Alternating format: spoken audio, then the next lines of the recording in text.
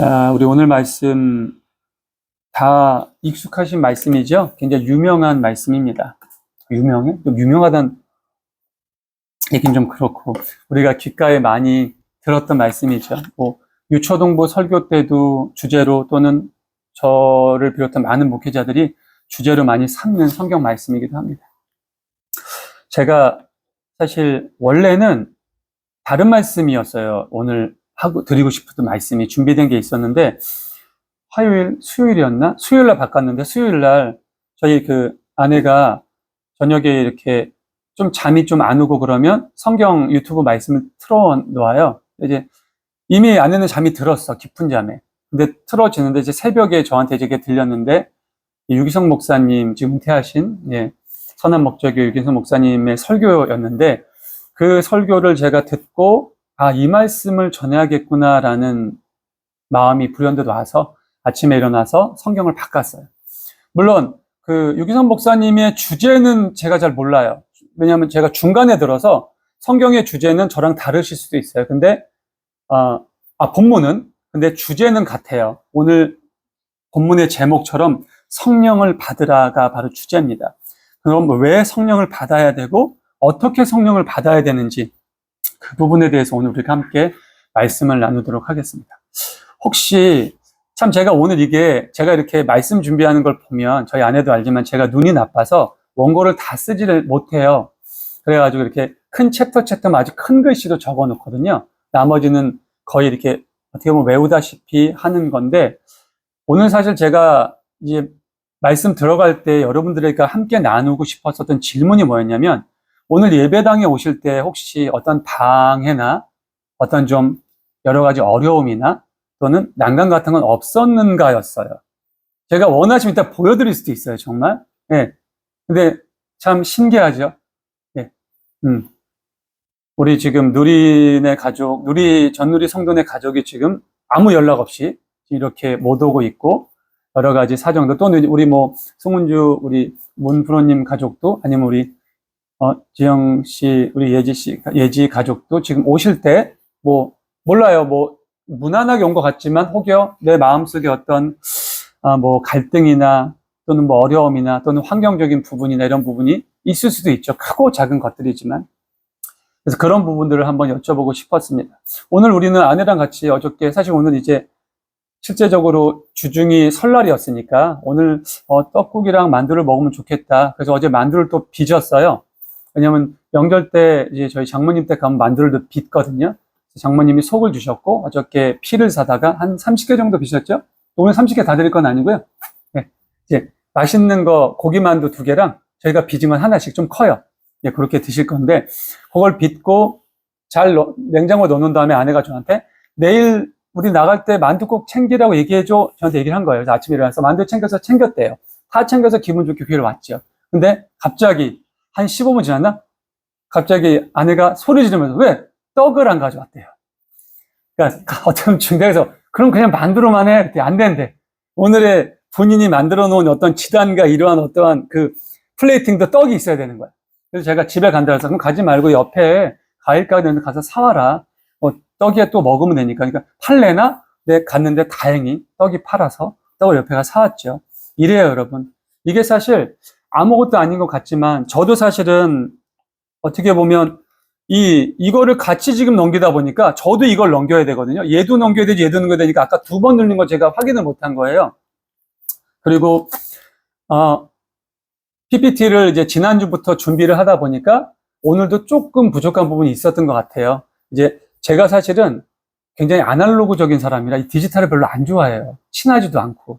그래서 사실 우리 고임은 청년이 맡아서 해줄 때 편했다기보다는 믿을 수 있으니까 실수가 적고 그런 부분들이 있어서 좋았는데, 사실 이제는 좀 내가 해야겠다는 생각이 들었고, 고임은 청년도 그때 당시는 이제 완전히 청주로 간다고 얘기를 했었던 지점이었기 때문에, 그럼 힘은 청년 저한테 혹시 어느 날 좀 이렇게 인수인계 좀 해줘라 그래서 저희가 배웠거든요. 지난주 금요일 날 배우고 하다 보니까 좀 시행착오도 있고, 어저께도 사실 힘은 청년한테 물어봐서 몇 개가 안 돼서 좀 확인을 했는데도 불구하고 오늘 이런 좀 약간의 미흡한 점도 있었던 부분이에요. 제가 이 말씀을 왜 드리냐면, 오늘 첫 질문이 그렇거든요. 우리가 예배당에 나올 때 방해가 되게 많아요. 정말 많아요. 예, 저희도 그래요.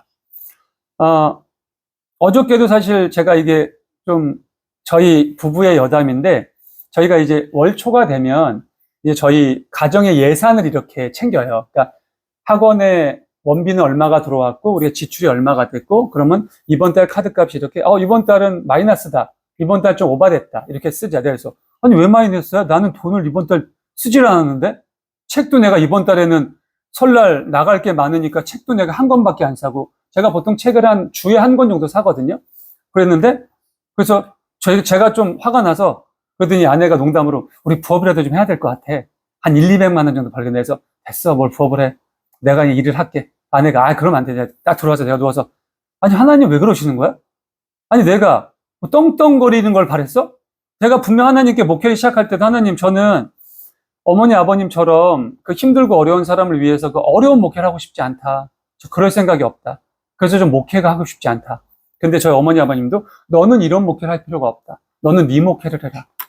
네가 청년을 중심으로 한번 하고, 네가 정말 또 떵떵거리고 정말 저런 큰 목을 이루는 목회를 하고 싶으면 그 목회를 해라.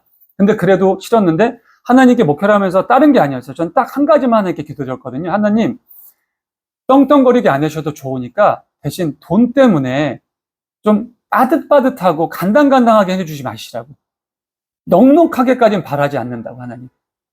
어느 정도 조금 제가 하나님의 말씀을 준비하고 교회를, 성도들 위해서 기도할 수 있는 데에 다른 어떤 좀 상념이나 다른 계획을 제가 스스로 세우지 않게만 해달라고. 어제 제가 딱 들어오면서, 됐어. 일하면 돼. 그까짓 거면 내가 좀 나가서 일하면 1, 200만 원 못 벌겠어? 됐어. 그냥 편하게 해. 그러니까 우리 아내가 저한테 또 왜 그러냐? 사단이 들어왔대. 사단이 들어왔다고 하면서 저녁에, 주일날 전날이라 사단이 들어온다고? 맞아요. 왜냐면 예전에 증산동에서 막 목회를 시작할 때도 너무 신기하게도 토요일만 되면 이상한 전화가 와요. 차라리 그런 전화를 할 거면 금요일날 하든가 수요일날 하든가 목요일날 하지, 왜 참고 참았다가 토요일날 전화를 해서 제 여동생이 또는 저희 어머니가 또는 제 친구가 또는 친지가, 아니면 이상한 사람이 전화를 해서 거기 무슨 교회냐? 내가 내일 가겠다. 솔직히 죄송해요, 여러분. 쥐가 오든 말든 그걸 나한테 선포를 해. 다음날 오면 되지. 그리고 전화하는 거예요. 여보세요.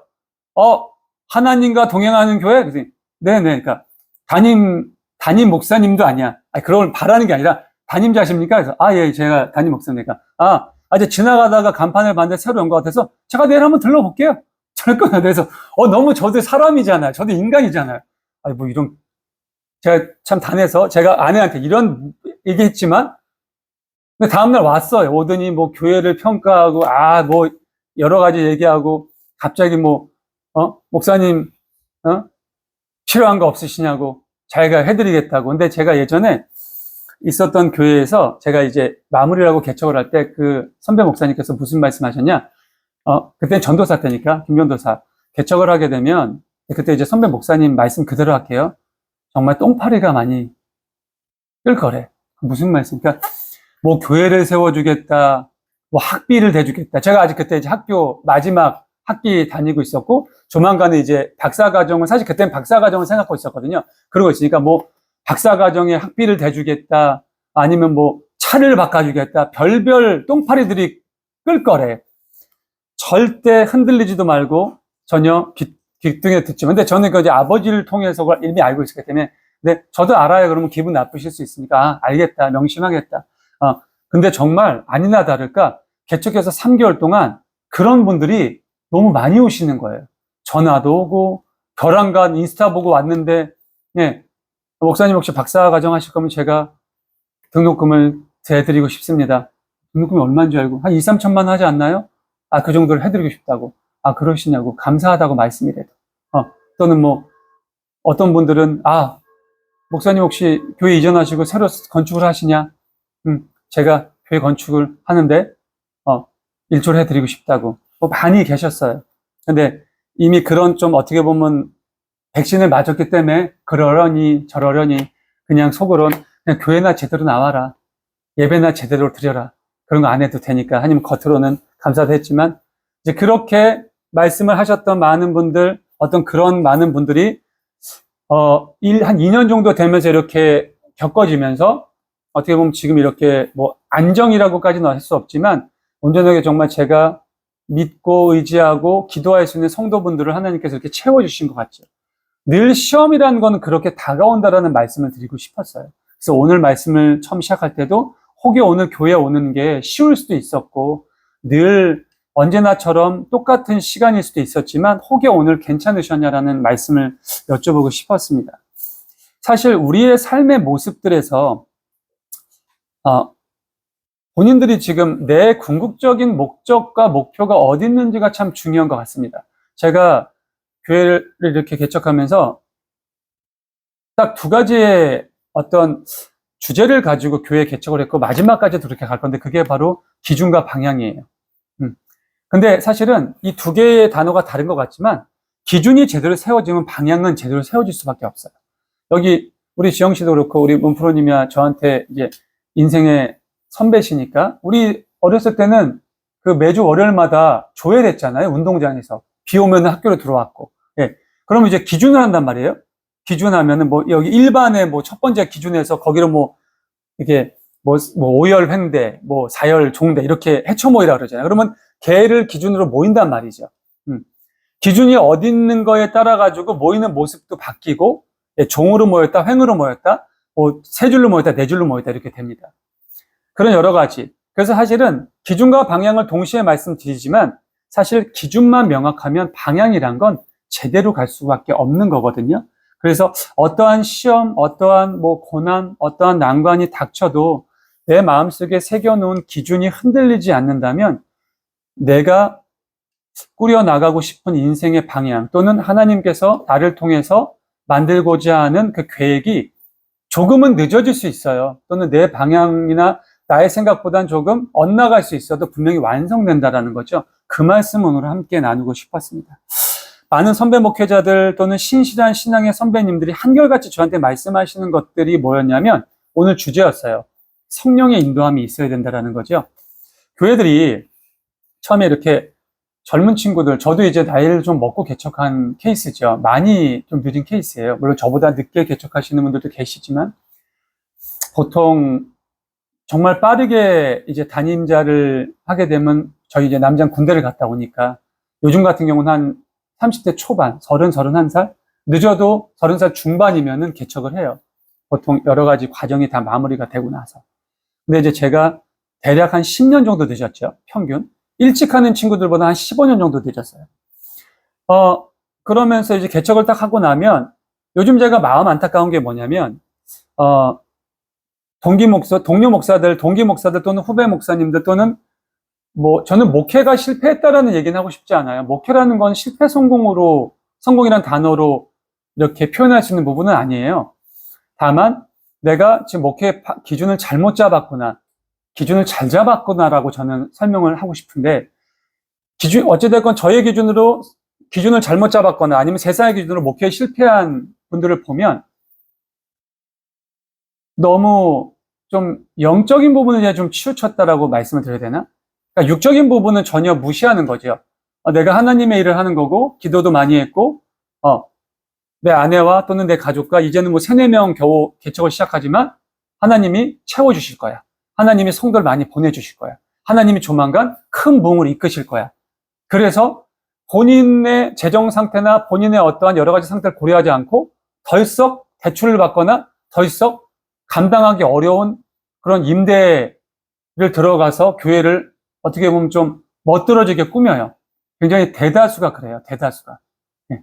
물론 비단 이거는 어떻게 보면 뭐 교회뿐만 아니라 세상적인 사업이나 이런 것을 하시는 분들에게도 좀 적합하게 적용이 되는 얘기이긴 해요. 근데 그래도 세상적인 사업은 이 교회의 어떤 목회를 하시는 분들보다 좀 현실적이세요. 거의. 근데 이제 목회자들은 이런 현실주의적인 부분이 좀 떨어지는 분들이 많으세요. 그래서 뭐가 아프냐면 교회가 열었는데 얼마 안 돼서 빚더미에 앉게 돼요. 이 저런 보세요. 차라리 빚더미에 앉아서 뭐 교회를 닫으면 다행인데 그렇게 다치는 게 아니죠. 분명 임대인하고도 트러블이 생길 거예요. 당연한 거예요. 너무나 당연한 거예요. 월세를 못 내니까 예, 보증금이 까이겠죠. 근데 임대인 입장에선 그 보증금이 까이는 게 좋은 게 아니에요. 임대인은 보증금은 당연히 무슨 일이 발생할까봐 잡아두는 돈이고, 당연히 임대인도 월마다 고정적인 수입이 들어와던데 그것이 안 됐는데, 그런 부분들이 상당히 많은 개척교회들이 그런 좀 상황 속에 놓여 있어요. 그래서 그런 얘기들을 많이 하죠. 저도 이제 대학원 졸업할 때쯤에 개척할 거야? 아니면 뭐 교회 갈 거야? 그러니까 나는 개척할 거다. 너는 누구 교회 갈 거다. 개척하면 힘들 텐데. 그러니까 뭐 큰 교회라고 하면 안 힘들어? 이런 얘기를 나누면서 그래서 뭐 땅을 매입해가지고 질 거냐 돼서 무슨 행복한 소리 하고 있는데 무슨 땅을 매입해서 짓니? 땅을 매입해서 질 정도 되면은 걱정을 안 했겠지. 또 한편으로는 내가 땅을 매입해서 질 정도면 내가 아마 신학을 안 했을 수도 있어. 솔직한 심정이었어요, 그땐. 어떻게 보면 한편으로. 물론 가난하고 힘드니까 신학을 했었던 건 아니에요. 근데 사실 그렇게 시작하는 분들도 꽤 있어요. 출발 자체, 기준 자체가 잘못됐기 때문에 결과가 제대로 나타날 수가 없죠. 방향 자체가 잘못 가고 있는데 본인들이 지금 잘못 가고 있다는 걸 모르는 거죠. 왜 그럴까?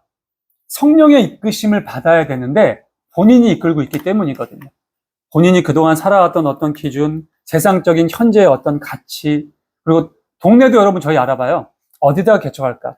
내가 집은 서울인데, 서울은 아무래도 좀 비싸, 임대료도 그래? 이미 서울은 포화가 돼서 굳이 얘기하면, 세상적으로 얘기하면 영업하기가 좀 힘들어. 그럼 다른 지역을 좀 찾아봐요. 인근. 내가 출퇴근할 수 있는 만한 곳. 그게 안 됐는데, 출퇴근은 힘든데 이사를 가야 되는 경우인데 괜찮은 곳이 있어. 그럼 이사를 갑니다. 제가 아는 저희 동료, 그러니까 동기 목사, 저보다 나이가 많으신 동기 목사님은 저기로 가셨어요. 거제도. 네. 거제도로 가셨어요. 왜냐면 거제도에 교회가 났는데 솔직히 저희 입장에서 나쁘지 않아요.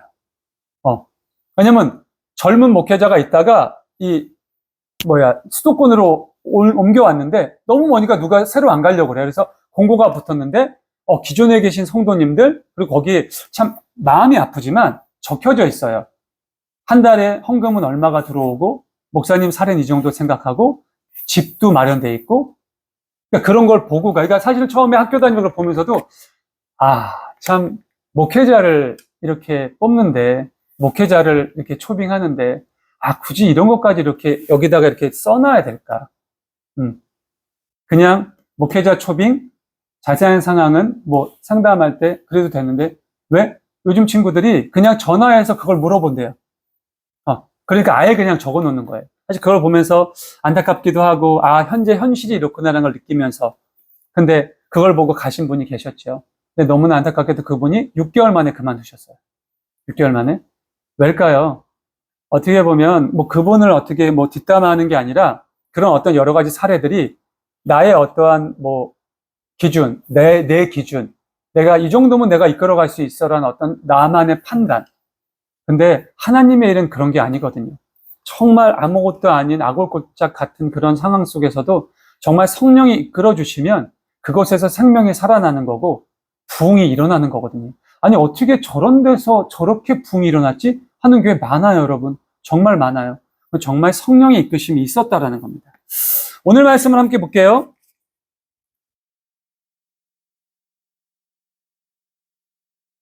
자, 여러분, 그 즈음이 어떤 즈음인지 아세요? 그 즈음? 이전에 어떤 사건이 있었어요? 이전에 예수님께서 세례자 요한에게 세례를 받으셨어요. 세례를 받으신 다음 직후에 성령에게 이끌려서 광야로 가십니다. 그러니까 그때 제가 가르치는 중고등부가 날아가셨나요? 그러니까 뭘 날아가시니? 성령의 이끌림은 영적인 이끌림이고 이제 예수님께서 광야에 40일 기도를 하러 가신 거지. 왜? 이제 공생을 시작하셔야 되는데 그냥 시작하셨다는 게 아니야. 자, 보세요, 여러분. 자, 세례자 요한에게 나오셔서 세례를 받자마자 그때 거기에 성부, 성자, 성령, 삼위 하나님이 다 임재하십니다. 성자 하나님은 육신으로 계셨고요. 성부 하나님이 어떻게 임명하셨어요? 말씀으로. 그럼 성령 하나님은 비둘기로 임재하셨죠. 그러면서 성부 하나님 말씀하시죠. 이는 내 사랑하는 아들이라고, 너희들은 그를 따르라고, 너희들은 그에게 복종하라고, 너희들은 그를 섬기라고. 사실 이렇게 되면 굳이 인정이 다 된 거잖아요. 바로 공생에 시작하셔도 되거든요. 근데 그렇게 안 하셨다라는 거예요. 누가 이끌었다고요? 성령의 이끌림을 받고 광야로 가셨다라는 거예요. 근데 이걸 하셔야 돼요, 여러분. 예수님께서 이제 내가 인정도 다 받고 세례도 받았으니까 본격적으로 오늘부터 나의 사역을 시작해야지 하신 게 아니에요.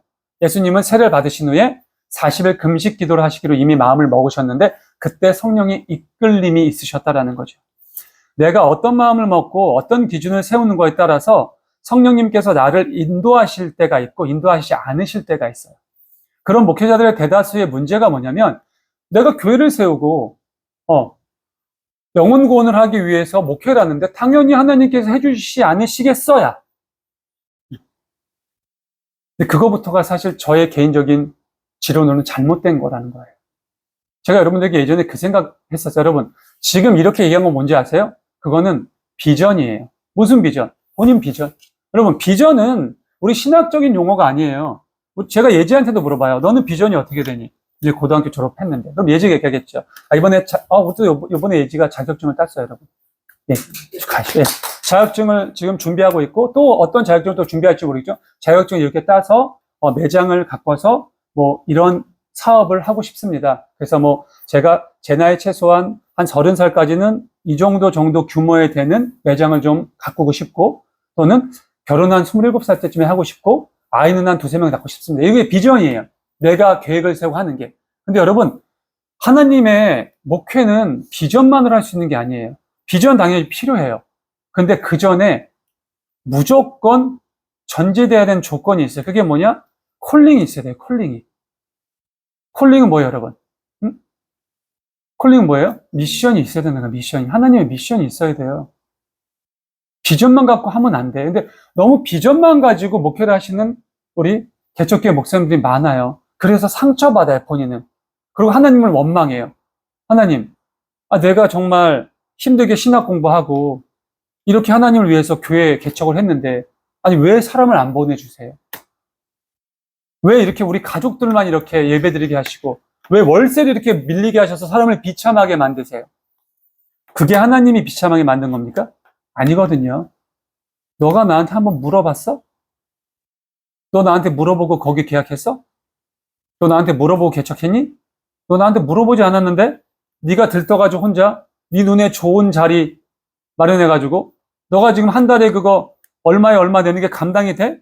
너 돈도 하나도 못 버는 애가? 그런데 들어가면 안 되지. 네가 감당을 할 수 있는 곳으로 가야지. 제가 예전에 설교에서도 그 말씀 드렸죠. 어떤 목회자가 목사님에게 전화를 했어요. 다시 한번 제가 말씀드릴게요. 목사님 너무 개척이 힘듭니다. 지금 목회하기가. 우리 박 목사가 개척한 지 얼마 됐지? 지금 2년 됐는데 2년 동안 한 사람도 안 오고 그냥 몇 명만 왔다 갔다 하고 지금 월세도 밀렸고 그렇다고 목회자가 이중직을 할 수도 없고 그러자 그 목사님이 그랬다는 거잖아요. 네가 그렇게 생각해가지고 네가 목회가 그랬구나. 그 목사님이 전화로 무슨 말씀인가? 너는 목회를 직업으로 생각했구나. 그러니까 지금 네 입에서 이중직이라는 얘기가 나오지. 야, 힘들어? 돈이 없어? 월세가 밀려서 나가서 일해. 편의점 가서 알바를 하든 아니면 배달을 하든 일을 해. 널린 게 일인데 요즘에 시급도 좋아서. 그럼 이중직. 너가 지금 착각하는데 박 목사야. 목회는 직업이 아니야. 목회는 사명이야. 목회는 미션이야. 목회는 콜링이라고. 야, 너 거기 힘들면 문 닫어. 문 닫는다고 하나님 너한테 뭐라고 안 그래? 너의 진정한 사명은 나가서 사람들을 만나. 야, 사람들을 못 만나고 사람들하고 교제가 안 되는데 무슨 전도가 되니? 그냥 기다리고 기도하고 있으면 전도가 되니? 하나님이 무슨 지니의 램프야? 하나님이 무슨 도깨비 방망이니? 그 목사님의 말씀을 저도 딱 듣고 정말 마음속에 저도 사실은 그 이중직이라는 어떤 생각이 없지 않아 있었거든요. 저도 저희 마인드가 바뀐 거예요. 목회는 사명이구나. 나도 그동안 비전, 어떻게 보면 내 나름대로의 계산을 가지고 있었구나. 그걸 다 내려놓자. 근데 어저께 그랬어요, 여러분. 여러분, 우리 교회가 재정이 빵빵하진 않지만 교회 재정은 안 부족해요. 그래서 하나님 그렇잖아요, 여보. 당신 교회는 재정을 이렇게 안 부족하게 해주시고 우리 가정 재정을 이렇게 부족해 해주시고 내가 그래도 당신 종인데 이게 좀 반대로 돼야 되는 거 아니야? 반대로 되면 내가 교회 좀 부족하면 내가 내 돈으로 좀 하더라도 내가 지금 힘든데 교회 돈을 뺏어 쓸 수는 없잖아. 그렇잖아요, 여러분. 솔직히. 그러니까 제가 어제 저녁에 됐어. 내가 일할 거야. 나 저기 다시 오토바이 지난번처럼 그 오토바이 다시 뽑아서 다시 배송할래. 제가 오토바이 뽑아서 배송했었거든요. 근데 너무 심심해서. 어제 이제 그런 어떤 투정 하나님께 부렸는데 그거예요, 여러분. 그 기준인 거예요. 예수님께서 성령께 이끌리셔서 광야로 가셨어요. 근데 성령에 이끌려서 광야로 갔는데도 뭐가 와? 시험이 와, 시험이. 밤낮 40일을 기도하셨어요. 근데 누가 왔대요? 사단이 왔다, 이렇게 뒤엔 사단이라고 표현되지만 시험하는 자가 왔대요, 시험하는 자가. 근데 여러분, 성령의 이끌림을 안 받는 우리에게 시험이 왔을 때 어떻게 될 것 같아요? 그냥 무너지는 거예요. 그냥 넘어지는 거고. 그럴 수밖에 없는 겁니다. 많이 시험 안 해요. 딱 3가지 시험이에요. 왜 이 3가지가 우리한테도 이 인생을 살아가고 있는 지금 이 시대에 우리 모두에게도 적용되는 가장 원초적인 유혹이거든요. 그리고 원초적인 부분이에요. 자, 하나는 뭐예요? 너무 배고프니까 지금 40일을 굶었잖아요. 야, 너 능력 있잖아. 이 돌들을 빵으로 만들어서 먹어. 응? 그래서 예수님이 뭐라고 대답하세요? 하나님이 말씀하신다. 사람이 떡으로만 사는 게 아니다. 빵으로만 사는 게 아니다. 그러니까 사람이 너 왜 사냐니까 나 먹으려고 산다. 이런 애들이 있어요. 근데 그런 걸로만 사는 게 아니다. 하나님의 입에서 나오는 말씀으로 사는 거다. 물론 이건 영적인 부분입니다, 여러분. 네. 그 다음에 그게 안 통하니까 2번째, 악마가 예수님을 어디로 끌고 가, 여러분? 성전 꼭대기. 그 거룩한 성전 꼭대기로 끌고 가서 뭐라 그래요? 뛰어내려라. 야, 너 뛰어내려. 성경에 말씀하신 바 네가 뛰어내리면 하나님이 천사들 보내셔서 너를 이렇게 안으실 거야. 예수님이 역시 하나님 성경 말씀을 가지고 대항을 합니다. 성경에 기록하기를 너 주 하나님을 시험하지 말라 그랬다. 마지막으로 어떻게 돼요? 악마가 얘기하죠. 뭐라 그래요? 나에게 절해라. 제가 너무 넘어갔나요 또? 아니죠. 예. 너 나 높은 산에 가서 나에게 절해라. 응? 그러면 뭘 준대요? 세상의 모든 것을 주겠다. 그쵸? 어떻게 절하면? 그때 예수님께서 뭐라고 읽어볼까요? 시작. 주 너의 붙을까요? D에 시작. 주 너의 하나님께 경배하고 그분만을 섬겨라. 네. 주 너의 하나님께만 경배하고 그분만을 섬겨라 하였다. 제가 이 부분도 좀 말씀드린 적이 있어요. 악마의 재능. 예, 그쵸? 여러분, 악마의 재능. 악마가 재능을 줘요. 기가 막힌 재능을 주죠. 신체적인 능력, 또는 이런 미술하는 사람은 이 그림의 어떤 영감, 우리처럼 음악을 하는 사람은 어떤 음악적인 재능, 많은 걸 줍니다. 예전에 제가 여기서 이름은 밝힐 수는 없고, 모 기타리스트가, 세계 최고, 지금도 이제 그 기타리스트가 전대미문하고 모든 역사를 통틀어 최고의 기타리스트로 인정을 해요. 지금도. 그 사람의 어떠한, 기술을 지금의 이 발전한 지금의 어떠한 사람도 따라하지 못해요. 27에 죽거든요. 그 친구가 그런 얘기를 합니다. 20살인가 21살 때 악마의 속삭임이 있었대요. 야, 누구야? 내가 너에게 재능을 줄게. 대신 너는 너의 생명을 나한테 줘라. 그 친구는 생각했겠죠. 오케이, 알았어. 내가 너 줄게. 근데 그 친구는 자신의 생명이 27살까지인지 몰랐던 거야. 못 가질 거 그래, 나 지옥 가. 그래, 악마랑 지옥 갈게. 대신 내가 이 땅에서 수십 년 정말 최고로 각광받고 누릴 거 다 누리고 죽을래. 이렇게 생각했겠죠. 근데 27에 죽었어. 여러분, 비단 이 기타리스트뿐만 아니라 미술계에도, 음악계에도, 또는 운동하는 선수들에게도 이런 부분들의 간증이나 이런 부분들의 이야기를 한 인물들이 상당히 많아요. 악마는 예수님에게도 이렇게 했거든요. 야, 예수야, 야, 지저스, 너 나한테 절해. 세상을 다 보여줘. 세상을 보여줬다는 건 뭐예요, 여러분? 내가 세상을 너한테 줄게. 단순하게 여러분, 그냥 대한민국에서 최고가 되게 해줄게. 이 동남아에서 최고의 부자가 해줄게 정도 수준이 아니에요. 이 전 세계를 아우를 수 있게 해줄게. 뭐만 하면 네가 나에게 절만 하면. 시험이거든요. 자, 뭐야 그러면? 명예, 재물, 먹는 것 부족함 없이 안정되게 사는 것. 그 모든 것, 우리가 인생을 살아가면서 누리고 싶은 모든 것들, 그런 것들을 사단은 제한을 합니다. 사단은 다른 걸 제한하지 않아요, 여러분. 야, 너 인생을 살아감에 있어서 내가 너 정말 떵떵거리게 살게 해줄게. 모든 이들이 너를 부러워하게 해줄게. 네가 정말 하루에 수억씩 써도 네 돈이 안 줄게 해줄게. 대신 너의 생명은 내 거야. 근데 우리 하나님은 반대로 말씀하시죠. 사랑하는 내 딸아, 내 아들아, 네가 좀 힘들 수 있다. 좀 고단할 수 있다. 영원히 너 죽는 그 순간까지 가난할 수 있다. 우리 아버지가 그러셨거든요. 가난할 수 있다. 그래도 네가 나를 따라줬으면 좋겠다. 네가 내 아들 예수가 간 그 길을 좀 닮아갔으면 좋겠다. 그리고 너도 힘들지만 너보다 더 힘든 고아와 과부와 나그네들을 위해서 네가 헌신하며 살았으면 좋겠다. 그럼 하나님 저한테 뭘 주실까요? 내가 너에게 영원한 생명을 줄게. 여러분, 이 어떠한 명제가 이해가 안 되고 내가 못 받아들인다면 어쩔 수가 없어요. 근데 비교가 될 수 있는 명제가 아니잖아요, 여러분, 솔직히. 비교할 수 있는 게 아니잖아요. 아니, 일확천금을 얻으면 뭐예요? 엄청난 재능을 얻으면 뭐예요? 내가 내일 모레 죽는데. 잠언 말씀에도 있잖아요. 어떤 한 어리석은 부자가 정말 떵떵거리게 재물을 모았는데 하나님이 그러시잖아. 이 어리석은 녀석아, 내가 오늘 저녁 너의 영혼을 도로 찾아올 건데. 인간은 모르는 거예요. 내가 언제 죽을지, 하나님이 나의 영혼을 언제 데려가실지.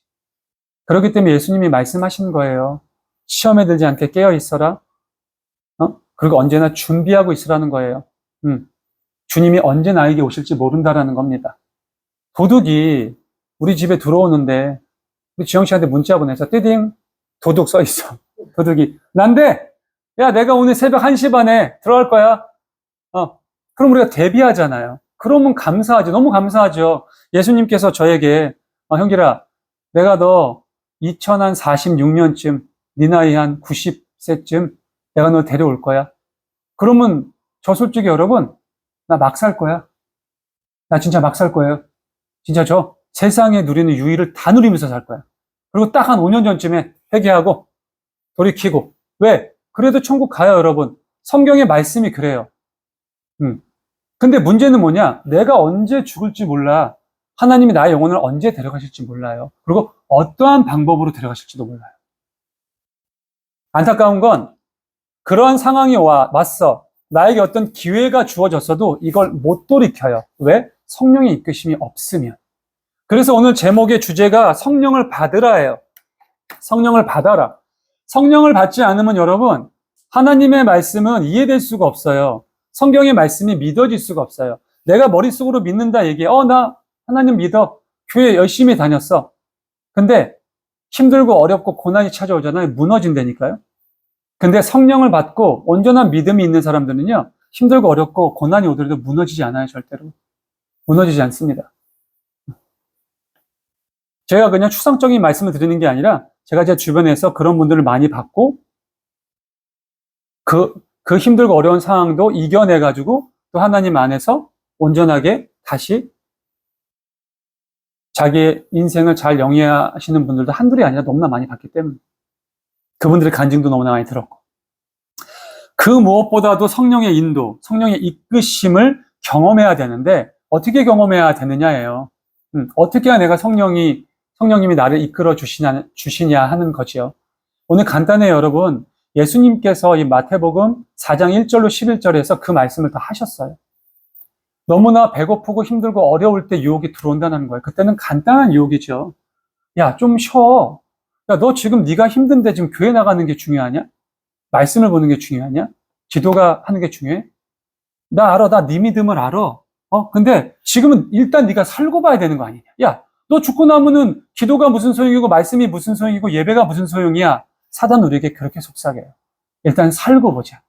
그리고 어느 정도 살고 보면요. 사단 또 속삭입니다. 야, 조금만 더 해. 조금만 더 해. 이러다 또 무너지면 너 더 힘들어. 조금만 몇 발만 더 가봐. 그러고 교회 나가도 돼. 근데 교회가 없어지냐? 여러분 혹시 이 얘기할 때 우리나라에 어떤 동화가 떠오르지 않으세요? 전 언제나 사단이 하는 행동을 보면 우리나라 동화가 떠오르거든요. 우리 예진 모를지 몰라. 햇님 달린 그 얘기하시죠. 이제 알아? 호랑이가 떡 하다 주면 안 잡아먹을게. 그러다 끝내면 다 잡아먹죠. 파란 쪽 주면 안 잡아먹을게. 아이들까지 죽이러 왔다가 그 아이를 기억한 하늘나라의 어떠한 뭐랄까, 그때 우리 전래동화니까 옥황상제가 기억해서 딱 살려주는. 사단은 그래요, 여러분. 처음에는 우리가 할 만한 걸로 유혹을 해요. 그 다음에는 우리가 할 수 없는 것이 들어오는데 그때는 우리가 그것을 끊어낼 수가 없어요. 우리 역시 거기에 푹 빠져 있기 때문에. 그래서 성령의 인도하심, 이끄심을 경험하는 게 중요한데 바로 이거예요. 내가 힘들고 어렵고 무언가 좀 고난 속에 있을 때 그때 이겨낼 수 있어야 돼요. 그러니까 더 강한 유혹이 오는 거야. 그 거룩한 성전으로 데려가서 뛰어내려봐. 더 엄청난 것을. 걱정하지 마. 하나님이 너를 인도해 주실 거야. 근데 거기에도 아랑곳하지 않고 뭘로 대항해요, 여러분? 하나님 말씀으로 대항해요. 내 지식으로 이기려고 하면 안 돼. 아까 말씀드린 그런 목회자들. 본인이 그동안 신학에서 배우고 했던 지식 가지고 하면 안 돼요. 목회는 전혀 다른 거야. 목회 현장은 전혀 다른 거예요. 정말로. 그래서 그 지식으로 가면 안 돼요. 하나님께 맡기고 나가서 사람을 만나야 돼요. 하나님께 기도만 한다고 되는 게 아니에요. 기도하고 기도로 무장하고 나가서 사람을 만나고 돈이 없으면 일해야 돼요. 일을 하면서 일하는 그곳에 가서 사람을 만나면서 거기서 전도하고 어떻게 뭐 일을 하냐. 내가 사실은 여기 뒤에 하나님과 동행하는 교회 담임인데 목사님이냐. 목사인데 힘들어서 교회 월세도 좀 내기 어려워서 일하러 나왔다. 혹시 교회 다니세요? 어디 다닌다. 그러면 잘 다니시고 교회 안 다니시면 교회 다니시라. 이렇게 해도 전도를 해야 된다는 거예요. 만나야 전도를 하죠. 세 번째 뭐예요? 세 번째 가장 강한 유혹이죠. 온 세상의 권력, 재물, 모든 걸 다 보여주면서 너 나에게 절만해. 내가 다 줄게. 모든 걸 다 줄게. 그러면서 마지막 얘기하죠. 저 마지막 뭐예요? 십계명 첫 번째 말씀 인용하십니다. 하나님 한 분만을 섬기고 그분께만 경배하라라고 했다. 그러자 사단이 물러났다라는 거예요. 사랑하는 성도 여러분, 성령의 인도하심과 성령의 이끄심을 경험하고 싶고 그런 성령의 동행함이 나에게 언제나 충만하고 싶으면 여러분, 오늘 이 말씀을 기억하세요. 내가 인생을 살아감에 있어서 이러한 유혹들이 들어올 때 내가 그동안 어떻게 대처했는지, 나의 기준은 어디에 있었는지, 내 기준이 말씀에 있었는지, 예수님처럼. 예수님은 말끝마다 말씀이에요. 성경에 기록되기를, 하나님이 말씀하시기를.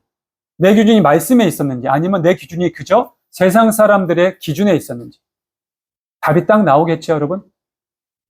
내 기준이 하나님의 말씀으로 선회되는 그 순간, 내 기준이 하나님의 말씀으로 서는 그 순간, 그동안 잘못 가고 있었던 모든 방향들이 다 자리를 잡게 될 겁니다. 그때부터 성령의 이끄심이 여러분들 안에 가득 넘칠 거예요. 그럼 어떠한 유혹도, 어떠한 힘듦도, 어떠한 고난도 우리를 해할 수 없어요. 절대로. 왜? 성령이 함께 하시기 때문에. 무너지지 않습니다. 무너지지 않고 성령이 함께 하시는 우리 사랑하는 모든 성도들 될 수 있기를 간절히 축원합니다. 기도하겠습니다. 하나님 감사합니다. 오늘도 귀한 은혜